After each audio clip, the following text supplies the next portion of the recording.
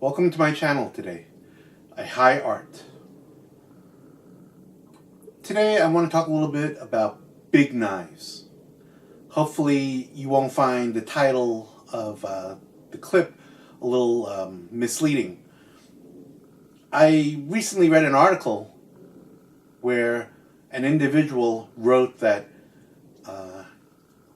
he understood how to teach and I guess practice Bowie knife techniques, and the author wrote that all others practice knife work, Bowie knife work, using small knife techniques, and that was incorrect. Frankly, that statement really bothered me. The reason it bothered me is I feel that when you consider yourself an instructor and you plan to teach people how to use a particular type of blade and also how to ostensibly defend against a certain type of blade or weapon in general, I think it's important to keep an open mind, because it's 2018. We don't in society go around dueling people, and usually people that stab and attack other people with knives, if they do have training, it's not particularly what one might call classical training. And I think it's silly to promote the idea that there's only one way to use a knife, that there's only one way to apply a defense or a counter to a blade. Especially when we're talking about reality and we're talking about combatives in the modern world. You know, what makes a Bowie knife? It's basically a large blade. This one is a 10-inch blade with a sharpened clip point.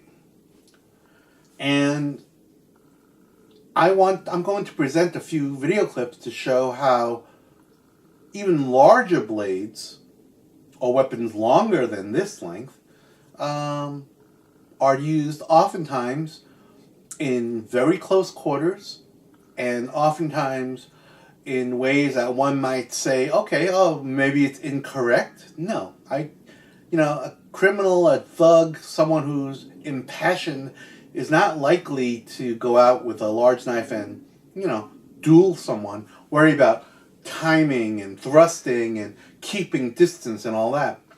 Life just doesn't work that way. Not in real life anyway. So keep an eye out, watch these clips, and let me know what you think. In this clip, you see a group of individuals come out of the vehicles, and they're carrying machetes and quite large knives, and they're attacking a couple of other groups that are in vehicles. And you can see it's general chaos, people swarming to the different cars, and that the cars are being used as a weapon against the gang members.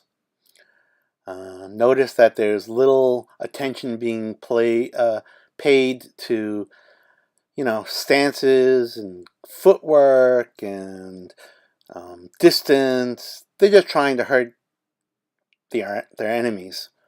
And this is very telling, because there's chaos and lack of structure and randomness, which is what you can often find in violent actions in the street.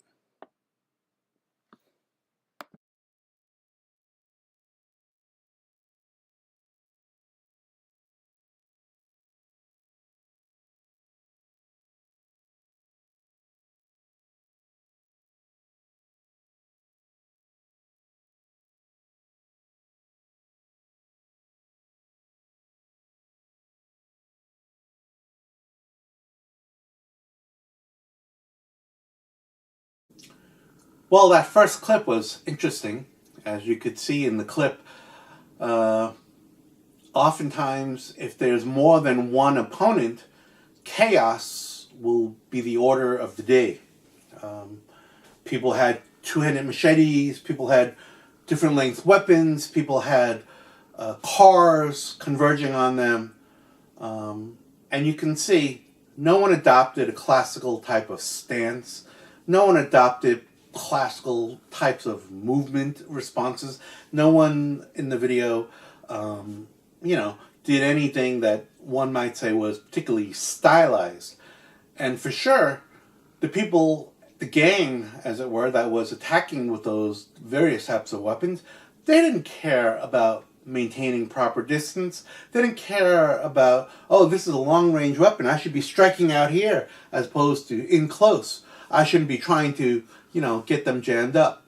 So the first clip I wanted to show because it showed a real reaction, a real response. Multiple opponents, moving vehicles, urban environment, and this only took place very recently.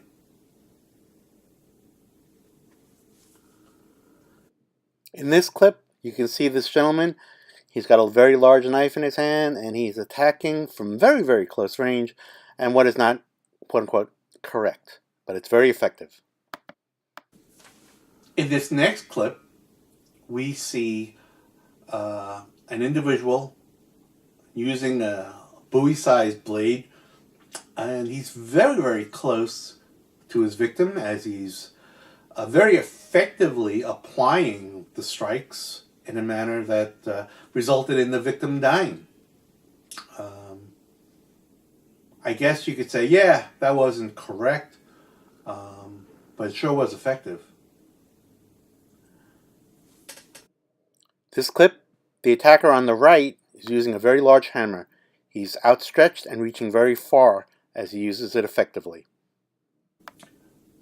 This clip showed not necessarily a Bowie knife or a large knife, but instead a hammer.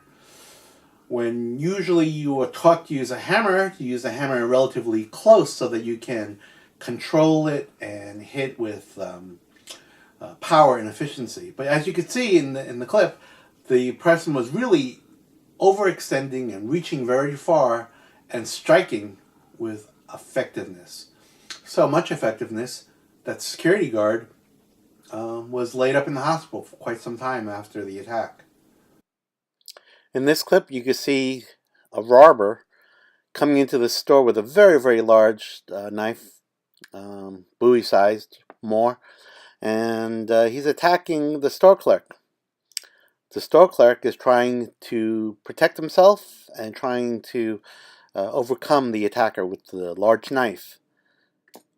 As you can see, at this point in time, I really doubt whether either individual is concerned about classical training. Are they doing the things the right way, incorrect? No, at this point they're just trying to survive. And that, I think, is the key point. Hopefully this vlog will make you think a little bit. Is there really a place for students of the martial arts today to say, hey, this is the correct way of applying something, or hey, this is not the correct way of applying something? When the criminals on the streets don't care what you may think in terms of whether or not something is correctly used or incorrectly used. I think there comes a point when one has to realize that technique is great. And if you're talking about real concepts here, you have to really be able to apply those concepts in being able to protect yourself and defend against various size of large bladed weapons or similar, or things that are similar in relative length. To say that one weapon can only be used in long range, or to say that, oh, this is not effective used in close range, why should any instructor impose those limitations on their students in today's world when we clearly see that people can and do use weapons of various sizes to quite ill effect, detrimental effect? People are getting killed with these blades. People are getting stabbed with these blades.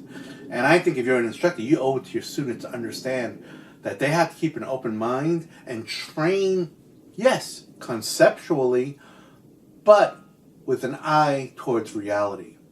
It's not the 1800s, okay? People are not going to school today to learn how to duel against someone else for honor or for whatever, okay? If someone's going to hurt you with a blade, they're going to hurt you or try to. I don't care if they're being stylish, and neither should you. Really, what you have to be concerned about is your technique effective or isn't it? Are you prepared or not prepared? Okay? And I can only say, try not to limit yourself in terms of what you can and can't do, because your greatest asset is your brain, your ability to think clearly, logically, quickly, and appropriately when things don't go your way the way you hope they would. Okay? Thanks a lot. Let me know what you think. Okay, did you like this clip? Did you not? Do you have an opinion on the matter? Let me know in the comments below. If you want to see something in particular, also let me know. Okay? This is Guru Jeff at High Art, New York City Knife Training, and, stay safe out there. Thanks. Talk to you soon.